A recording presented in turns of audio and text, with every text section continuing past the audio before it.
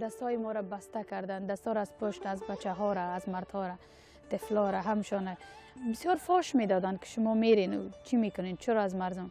بسبب أمان تهددوا أطفالي أبوهم انخطف بسبب أبوهم تهددوا يردون يخطفون أطفالي فأنا جبتهم وجيت لهم للأمان. Un pequeño retazo de la historia de Sora Idoua está sirviendo para dar voz a miles de personas refugiadas. Relatos llenos de violencia y desesperación que terminan ahogados en la cárcel que les damos desde Europa como único refugio, silenciados por la miseria y la inhumanidad. ONGs y agentes culturales luchan por mantener la dignidad de estas personas a través de la atención básica y sirviendo de altavoces de su situación. En Canarias, esa realidad nos la trae desde Lesbos una obra teatral, Moria, con la implicación de una compañía que no mira hacia otro lado. Hoy hablamos con una de sus protagonistas. Marta Viera, actriz, conejera, bienvenida a Canarias Escultura. Muchas gracias, encantada de estar con ustedes.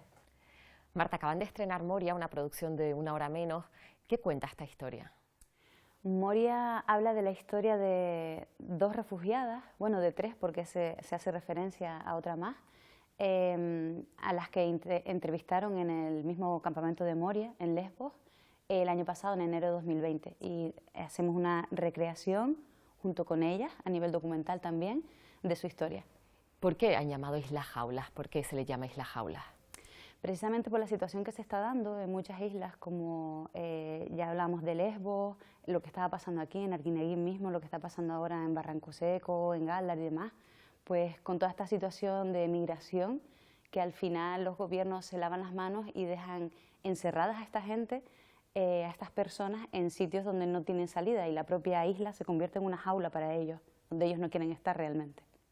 Se trata de una obra de teatro documental, ¿no? El propio director, Mario Vega, viajó con su equipo para documentarse hasta allí, hasta estas islas, y estuvo allí, bueno, justo antes de que se incendiara este campamento.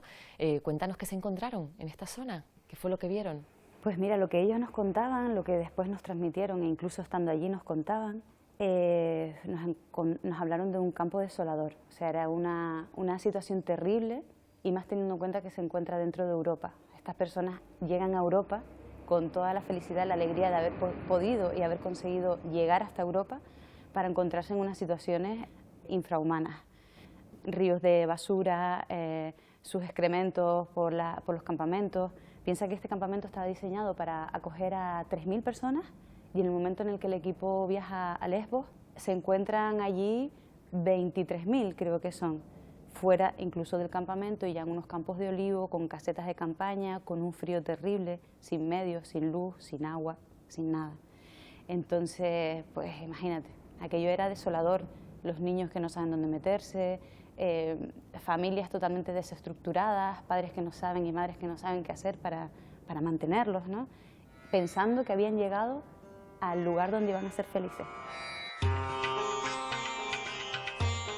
Cuando planteamos Moria, y la crudeza con la que planteamos Moria, la planteábamos desde la inmersión, desde que el público se sintiera dentro de esa jaima, que lo viviera, que sintiera lo que estaba pasando, porque ese choque de realidad te permite situarte en otro plano.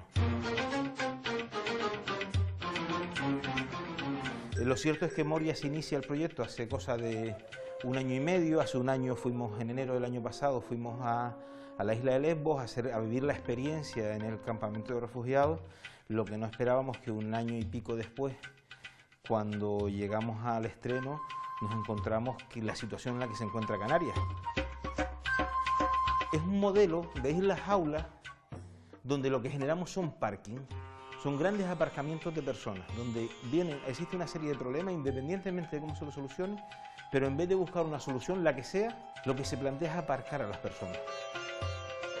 Creo que la única manera de combatir esto en cualquier ámbito es solo con información y educación.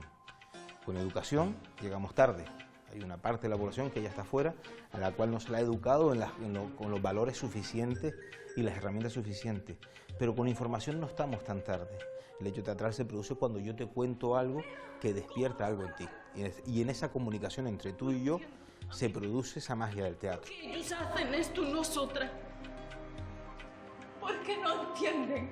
Ya no se puede mirar hacia otro lado, ya es claramente tan flagrante lo que se está haciendo, que nosotros tenemos una responsabilidad como agentes culturales todo lo que seamos capaces de llegar al máximo de población posible.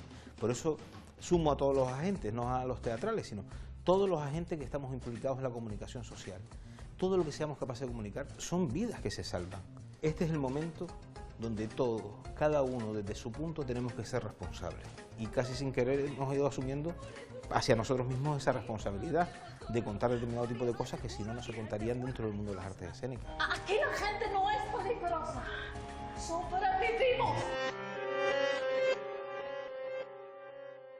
En ese equipo que viajó a Lesbos estaba también un periodista, Nico Castellano, periodista canario especializado en migraciones.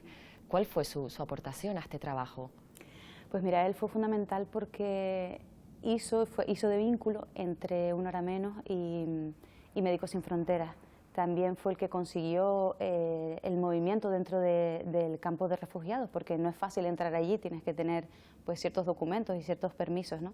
Entonces él, como está especializado en eso, consiguió con sus contactos que el equipo pudiera ir hasta allá y poder realizar estas entrevistas a estas mujeres.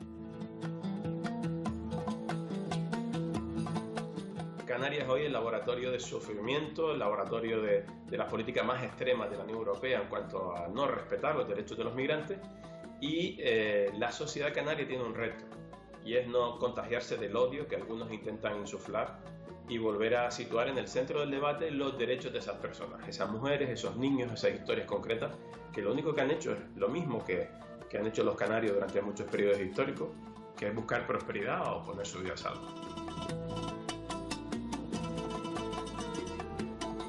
Intelectuales, escritores, gente del mundo del teatro, desde todos los ámbitos tienen que implicarse en desactivar esta basura racista que se está creando en nuestra sociedad, ¿no? Una obra de teatro o una película como Adu, ¿no? Esta que ahora es candidata a Locoya, pueden hacer que ese mensaje llegue a sectores que normalmente no se compran el periódico o no visitan la página web de los periódicos más importantes o no ven el telenoticias o no escuchan la radio, ¿no?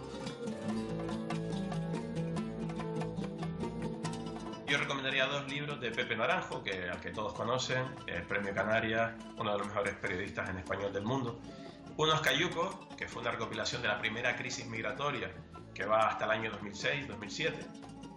Y el segundo es Los Invisibles de Kolda. Cuenta la historia del mayor naufragio que se ha documentado de personas intentando acceder a España.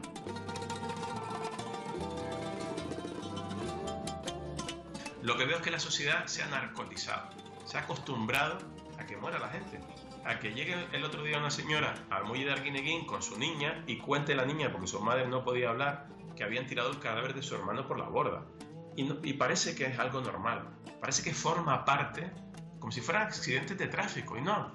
Esto pasa porque como sociedad hemos permitido que impongan leyes de extranjería y de asilo que condicionan la muerte de miles de personas. De todas las historias, imagino que se encontraron ahí, ustedes eligieron 3, me comentabas, 2 que representas, Ruth Sánchez y tú. ¿Por qué? ¿Por qué eligieron a estas mujeres en concreto? Pues la historia, ellos entrevistaron a muchas mujeres, pero lo cierto es que cada historia era tan terrible, tan sobrenaturalmente terrible, que al fin y al cabo se eligieron las historias que podían ser más creíbles para el público, que no se entendiera como algo que, sí, bueno, están aquí dándole más bombo de lo que es, porque eran ficción, o sea, es una película de ficción, pero más allá. ¡Mira cómo nos tratan! ¡Estamos enjaulados! ¡Moria, es una cárcel! No entiendo, a mí, ¿por qué ellos hacen esto y nosotras? ¿Por qué no entienden que estamos huyendo de la muerte? Si estas historias que contamos ya son duras y ya tienen cierta parte, entre comillas, que parece ficción, porque es imposible para mí que un ser humano tenga que pasar por eso, se eligieron estas historias precisamente porque eran las que podían ser más creíbles o más entendibles de que sucedieran realmente.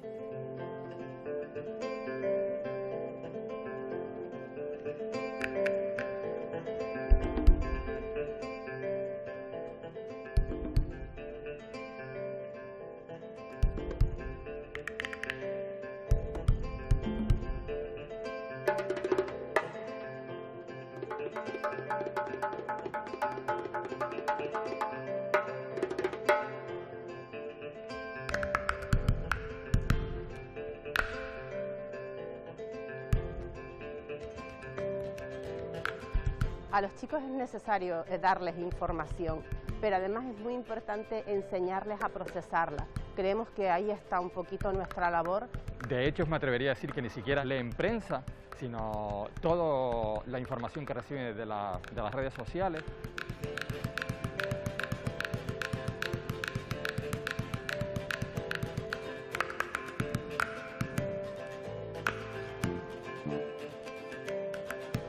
La gente ve como una carga la inmigración. Pensamos que van a venir aquí solamente por intereses y cosas de esas sin saber cuál es su pasado.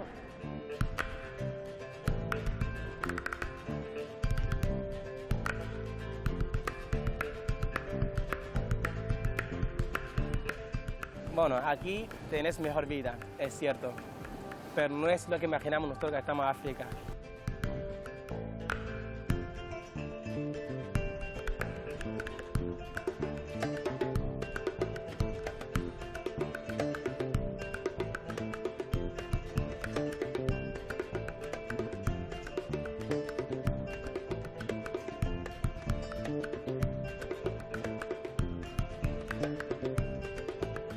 A mí lo que más me ha sorprendido es que se creían que esto es un paraíso y a día de hoy hay un montón de gente quejándose, diciendo que la vida es una mierda.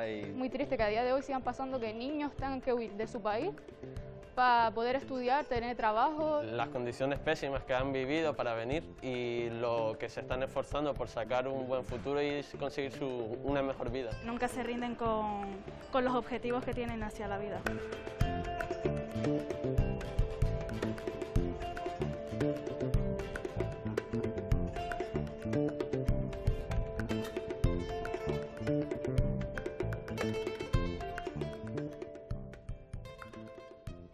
¿Y qué ha sido lo más duro, Marta, de interpretar un personaje con esa realidad, ¿no?, tan dura que hablas? Pues hay varios factores.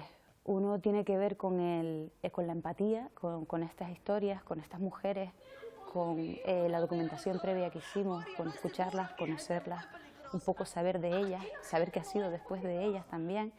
Y a nivel personal, a nivel empático y humano, pues toda esa implicación que hay ahí. Y después, por otro lado, a nivel artístico y profesional, el trabajo a desarrollar para intentar hacer creíble nuestra interpretación con ellas mismas en escena, acompañándonos, ¿no? Acercarnos lo más posible a ellas y a su realidad. Estamos hablando de una obra que es teatro de inmersión. Ustedes recrearon en un pequeño espacio, ¿no?, lo que más se acerca a esa realidad que tienen estas mujeres. Incluso cogieron objetos, ¿no?, reales, ¿no?, de esos perfiles. ¿Qué crees que despierta esto en el espectador? ¿O por qué se utiliza este recurso en el teatro? ¿Qué se pretende provocar en las personas que acuden a ver una obra de este tipo? Yo creo que el director en este sentido, Mario Vega, lo que quería también era un poco pensando en que esas entrevistas estaban diseñadas para hacer un espectáculo teatral, pues poder identificar a esos personajes que interpretamos Ruth y yo con esas mujeres reales. Entonces ya visualmente ya tienes un símbolo que te identifica directamente. Además, después el espectáculo está acompañado de una especie de instalación en la que el público después ve también pues objetos y cosas que ellos trajeron de allá, como chalecos salvavidas que realmente no existen, o sea que no funcionan. Existen, pero no funcionan, no flotan ni salvan a nadie. Los cogieron de un cementerio inmenso que había allí, de chalecos salvavidas, o las propias lonetas con los grafitis de Moria no safe, o un montón de objetos que ellos trajeron para intentar ambientar y hacer entender cuáles eran las cosas con las que ellos vivían allí. Nos hablaban mucho de que olía constantemente a plástico quemado, porque lo único que tenían ellos para darse calor o para cocinar eran las botellas de plástico de agua que bebían y luego quemaban ese plástico para cocinar, con todo, imagínate, todas las toxinas y demás que puede tener eso, que ellos después se ingerían, o el mismo inhalamiento de ese humo, ¿no? Y eso, la idea era un poco pues traer ese cachito de Moria, ese fragmento, aunque fuera con objetos, con ciertos símbolos, a la obra de teatro para hacerla más cercana también al público y a la experiencia inmersiva que se quería recrear. Es teatro documental, pero va a las historias, que creo que es lo que nos falta, ¿no? Creo que el teatro tiene ese papel de contar las historias que hay detrás de esas cifras y esos titulares que encima lamentablemente últimamente son en muchos casos titulares vinculados al odio y a la discriminación. Propuestas como la de Moria son absolutamente necesarias, son un verdadero bofetón en el alma, ¿no?, para despertarnos y para darnos cuenta efectivamente de que el mundo es el que es y que o nos salvamos juntos o el mundo no se salva. Empecé a fotografiar la llegada de personas desde África a finales de los años 90 a la isla de Fuerteventura. Cuando iba pasando el tiempo nos dimos cuenta de que realmente estábamos ante un hecho sin precedentes, un hecho verdaderamente grave.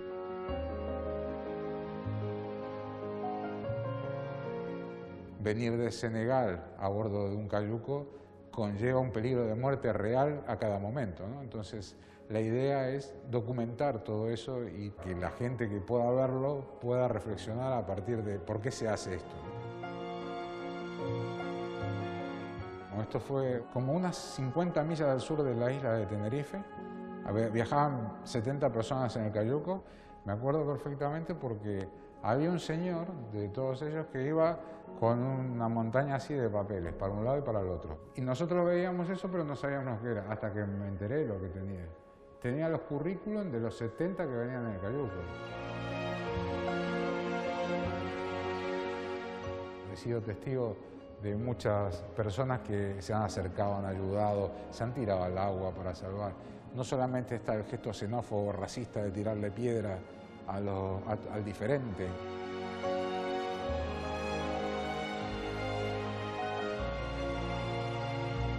No es mi intención hacer una fotografía dura, realmente duro es el momento, lo que está sucediendo, ¿no? Entonces creo que es necesario la dureza de las imágenes, siempre teniendo en cuenta de que no sean detalles escabrosos y que aporten a la información.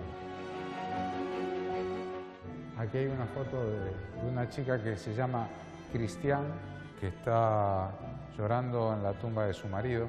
Sabíamos que el marido de Cristian tenía un nombre y está enterrado ahí. Sin embargo, en la placa dice inmigrante número 8. Así todo, la gente va intentando guardar su dignidad lo más posible con el único objetivo de que su viaje llegue a su fin. Llevamos 20 años, ¿no? O sea que no se nos puede decir, nos pilló esto de repente, ¿no? Entonces, si estamos siendo testigos de naufragios y de muertes, yo creo que como sociedad tenemos que hacer una reflexión. Bueno, lo cierto es que la pandemia retrasó su estreno, no estaba previsto para mayo, pero quizás no hay mejor momento para estrenar una obra como Moria que ahora, tal y como estamos viviendo la realidad sobre el fenómeno migratorio en Canarias. Sí, lo cierto es que nos pilló en un momento en el que, como decías previamente, no estaba previsto y ahora mismo incluso nos planteamos el estreno porque por la cuestión de aforo que hay ahora, ¿no? El espectáculo está diseñado para 50 personas hacinadas en una especie de caseta. Claro, algo que la pandemia ahora mismo no lo permite. Entonces quedaba el aforo permitido para 10 personas. Se pensó si hacerlo, si no hacerlo, si merecía la pena, si no, pero no vimos otro momento mejor que hacerlo que ahora, porque creemos que es fundamental que se sigan hablando, que se hable de este tema y que se saquen las realidades de los viajes, de por qué estas personas necesitan irse de sus países para buscar una vida más digna, para poder vivir simplemente. Y viendo lo visto, lo que está pasando aquí, ¿no? Estos brotes de xenofobia, de racismo que nunca antes había sucedido en las islas, por supuesto se toma la decisión de seguir adelante, porque aunque fueran poquitas las personas que en esta ocasión tuvieran la oportunidad de compartir con nosotros la historia de estas mujeres y de ese campo de refugiados, ya serían alguien, ¿no? Lo cierto es que para ti no es la primera vez, ¿no?, que entras en contacto con un personaje, con un migrante, ¿no? Tú estuviste también en la obra que llevó Mario Vega también al teatro, la obra de Antonio Lozano, Me llamo Suleimán. ¿Qué diferencias encuentras con aquella función y esta? ¿O qué cosas te unen y te separan, ¿no?, de aquella experiencia y de esta? Bueno, a nivel artístico y profesional, la gran diferencia es que Me llamo Suleimán es un monólogo, y con todo lo que eso supone. Y Moria no, con Moria por suerte tengo la alegría de compartirlo con mi amiga y compañera Ruth Sánchez. El formato mismo también es diferente. Suleimán está planteado para un teatro al uso, en el que el público se sienta en el patio de butacas a disfrutar de la obra o a recibirla. Y Moria tiene otro formato totalmente distinto, que es con el público muy cerquita, que lo sientes respirar prácticamente. Y luego las historias, es cierto que aunque hablan de la misma temática de la migración, lo hacen desde puntos diferentes, porque hablamos en Moria de un campo de refugiados, que es lo que ellos se encuentran cuando llegan a Europa, donde los meten, donde los hacinan. Y la historia de Suleimán principalmente lo que cuenta es el viaje de un joven para buscarse la vida para él y para su familia, ¿no? Y lo que cuenta es ese recorrido, ese viaje. En Moria lo que hablamos de la situación en ese campo de refugiados. Marta, al final es teatro, es entretenimiento, pero este tipo de teatro tiene un compromiso más allá. ¿Crees que es importante que la cultura dé voz a estas realidades, que ayude a que la gente empatice con estos fenómenos? Sí, yo creo que la cultura es un medio fundamental para hablar de temas y plantear cuestiones que igual en el día a día no lo hacemos o no nos dejan mucho hacerlo también, ¿no? Porque incluso los periodistas muchas veces se ven cuestionados o limitados a la hora de expresar o de querer contar algunas realidades. Creo que la cultura, además de ocio y de un medio de distensión para el público, también tiene el compromiso, debería tenerlo, si no siempre, de tanto en cuanto, de hablar de estas realidades, de estas o de otras muchas, como altavoz de lo que está pasando en la sociedad, que no nos permita estar dormidos o soñolientos, ¿no? con todas estas cosas que pasan, esta velocidad en la que vivimos y este primer plano en el que estamos siempre, ¿no? en el de aquí a 10 centímetros, pero nunca veo lo que hay más allá o no puedo ver lo que hay más allá. ¿Cuántas personas sois? 250. Vuestra posición. Por favor, venid a ayudarnos. Por favor, venid. Vuestra posición. Por el amor de Dios. Vuestra posición. Con estos gritos de auxilio en Fuego en el mar del director Gianfranco Rosi, narra el horror y la agonía que muchos migrantes viven huyendo del hambre y de la guerra para llegar a la costa de Lampedusa. Una travesía que le ha costado la vida a más de 20.000 personas, entre ellos niños, para llegar a la puerta de Europa. Vidas que también se cobra el océano Atlántico muy cerca de nuestras costas. El cineasta Wolfgang Fischer denuncia cómo en ocasiones los propios gobiernos impiden a particulares socorrerlos.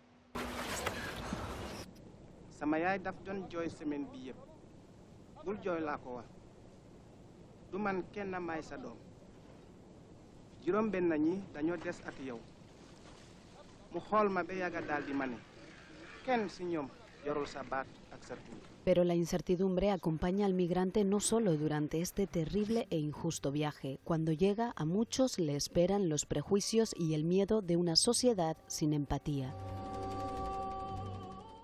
A llamar a la policía. Tú ni te muevas. Pero si no he hecho nada. ¿De dónde eres? ¿Dónde está Tarek? Le han arrestado. Crueles situaciones donde mujeres y niños son aún más vulnerables. No pierdan la esperanza. El sueño americano les espera. Ante estos acontecimientos solo debemos plantearnos una pregunta. ¿Qué haríamos en su lugar? Buscar un sitio seguro en el que existir no cueste la vida es un anhelo y una necesidad básica del ser humano. Proceda de donde proceda y vaya a donde vaya. Señor, conociste la migrancia. Tú mismo te hiciste migrante del cielo a la tierra. A través de la frontera quería que yo me rindiera, pero no lo haré. Creo que el teatro en este caso, como muchas otras disciplinas artísticas, nos pueden permitir abrir un poco esa visión, abrir un poco también el alma y la humanidad que hay en todos nosotros para ver, cuestionar y reflexionar frente a lo que somos y lo que estamos haciendo. Hay verdades que no pueden ser reveladas más que a condición de que sean descubiertas. Se la oye respirar. Testamento de la señora Nagual Marwan. Escuchas el silencio. La infancia. Es su silencio. Es un cuchillo clavado en la garganta. No se lo arranca a uno fácilmente. No soy yo quien llora, es toda tu vida que se escapa. Es un viaje al interior del alma humana en un medio ambiente terrible, una guerra civil que se perpetúa y perpetúa. Somos del mismo país, de la misma sangre. Y nosotros les aplastábamos el cráneo y luego les quitábamos los zapatos. Estamos al principio de la última guerra del mundo. Hermano contra hermano, hermana contra hermana. Yo creo que es la mejor obra de la segunda mitad del siglo XX. No amamos la guerra ni la violencia, pero hemos hecho la guerra y hemos sido violentos. ¿Por qué no me dices nada? Pase lo que pase, te amaré siempre. Pase lo que pase, te amaré siempre. Cogería granadas, dinamita, bombas, pero hice una promesa a una anciana. Aprender a leer, a escribir, a hablar, para salir de la miseria, salir del odio. Y voy a cumplir esa promesa, cueste lo que cueste. No odiar a nadie jamás. La cabeza en las estrellas siempre.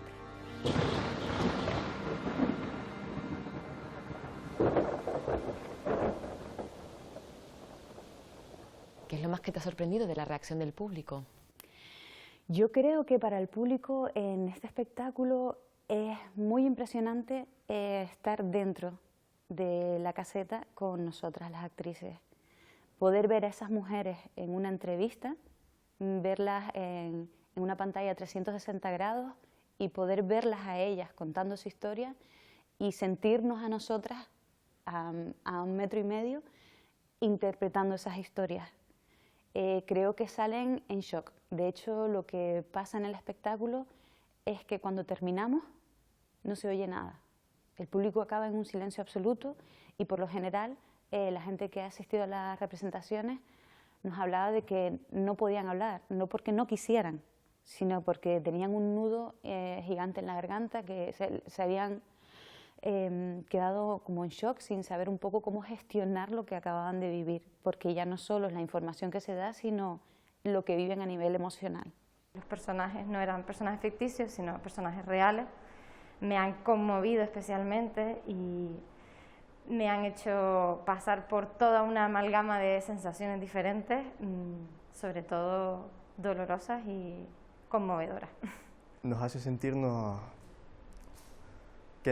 responsables, como que necesitamos participar un poco en esa lucha para ayudar a cambiar o a intentar cambiar esa situación. Me ha gustado mucho el que la obra intenta sumergirte como en el espacio de Moria, es decir, es como si pasases un día en el campamento de refugiados. Háblanos también, Marta, de cómo ha sido para ti la experiencia, porque al final eres tú la que tienes que revivir, ¿no? en ti, en interiorizar lo que han pasado esas mujeres. ¿Cómo lo recuerdas o cómo ha sido ese trabajo? Ha sido un trabajo muy intenso y muy duro.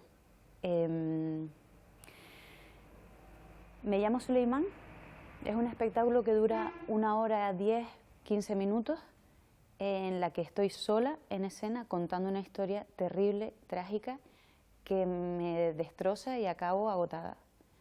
El espectáculo Moria dura 40 minutos cada pase, pero es tan intenso desde que empieza hasta que acaba que tanto Ruth como yo acabamos agotadas. Hacemos 2 pases seguidos.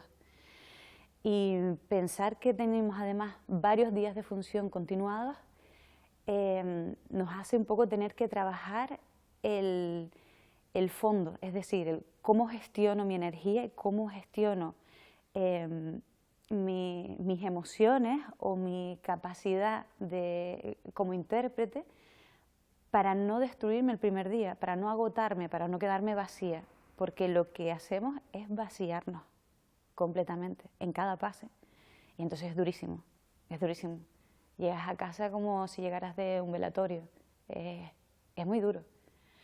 Intentamos sobrellevarlo, pues, como, bueno, después hacernos alguna broma, intentar distender un poco el ambiente y demás.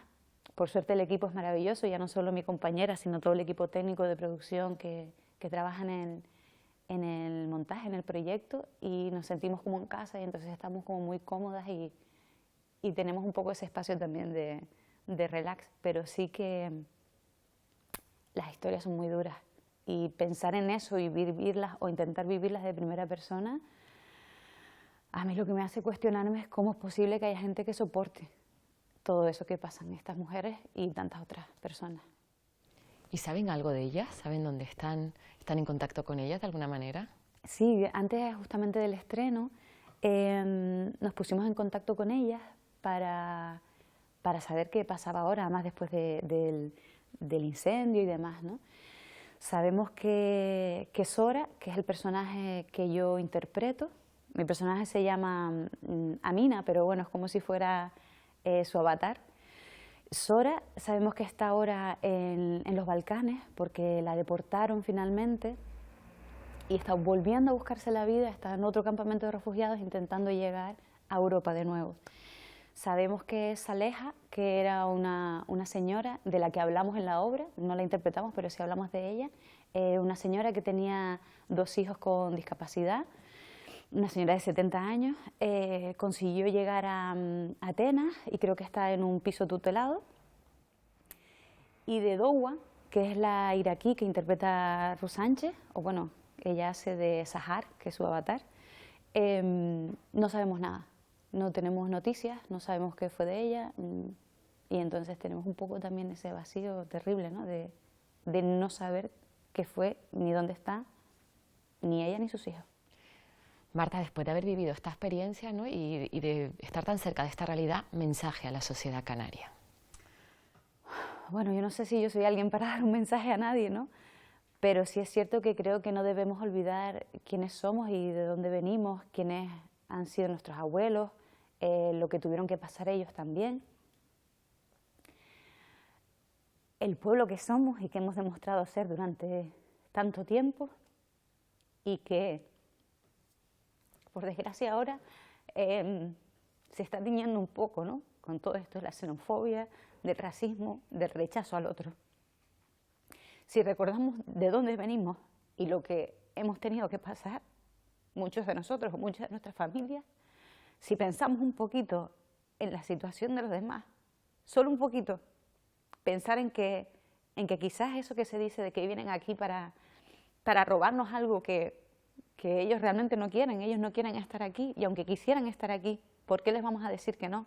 Si son personas tanto como nosotras, ¿no? Pues creo que sí, que debemos hacer todos un poco este trabajo de pensar en los demás. Estamos muy acostumbrados a mirarnos el ombligo y creo que estos tiempos y nuestra sociedad, tal cual se vive ahora mismo, nos hace mirarnos solamente a nosotros mismos. Y creo que ahí estamos perdiendo todos. Les hacemos perder a ellos por cómo los tratamos y por todo lo que les negamos, y perdemos nosotros porque perdemos como personas y como seres humanos directamente. Marta Viera, muchísimas gracias, enhorabuena por ese trabajo y mucha suerte en lo que está por venir. Muchas gracias y perdón por emocionarme. Gracias a ustedes. Es un espectáculo que, pues estoy emocionada, que llega al alma. Es una cosa que bueno, que todos deberíamos ver, porque al fin y al cabo es la realidad, está pasando, es nuestra realidad y la realidad de ellos. Hablo en este momento desde Canarias, pero será necesario mañana, fue necesario ayer en Grecia, lo volverá a hacer en Sicilia, lo será en Lesbos, lo será en cualquier frontera del sur, donde los desesperados del mundo vuelvan a poner su vida en riesgo. Esto es un documento estremecedor, pero tremendamente revelador, que acongoja, que nos hace sentir más humanos de lo que realmente somos, instalados en este bienestar de la Europa sumida en el egoísmo.